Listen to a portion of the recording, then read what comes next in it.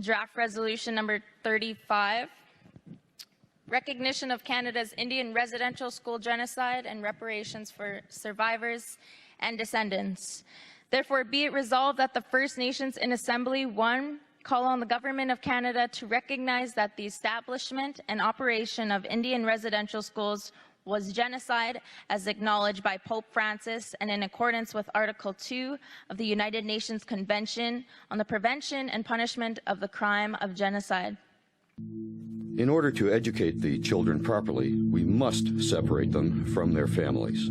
Some people may say that this is hard, but if we want to civilize them, we must do that. A Federal Cabinet Minister, 1883. Indian children in the residential schools die at a much higher rate than in their villages. But this does not justify a change in the policy of this department, which is geared towards a final solution of our Indian problem. Duncan Campbell Scott, Deputy Superintendent of Indian Affairs. Their education must consist not merely training of the mind, but of a weaning from the habits and feelings of their ancestors and the acquirements of the language, art, and customs of civilized life. Edgerton Ryerson, 1847 Report for Indian Affairs. The great aim of our legislation has been to do away with the tribal system and to assimilate the Indian people in all respects. Sir John A. Macdonald, May 2nd, 1887.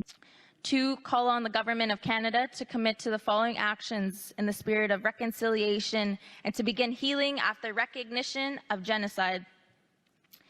A, the continued healing of and support for the survivors of Indian residential schools, their families and communities through the recommendations of the Truth and Reconciliation Commission of Canada.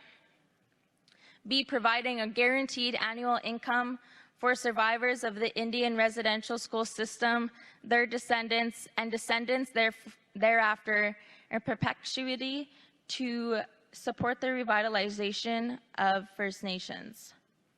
C, educating all Canadians about the lessons from the Indian residential school system genocide, its continuing impacts on society, and to bridge efforts of reconciliation between Indigenous peoples and all Canadians. We don't have the monopoly on pain and hurt, but we have and have carried a disproportionate share of it over time. And I would really like us to move forward, not to erase our memory of who we are, because residential school is certainly a part of who we are.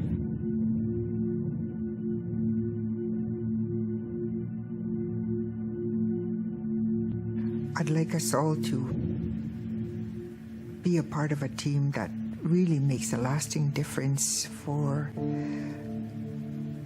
not only residential school survivors, but the other little children who are having difficulties today.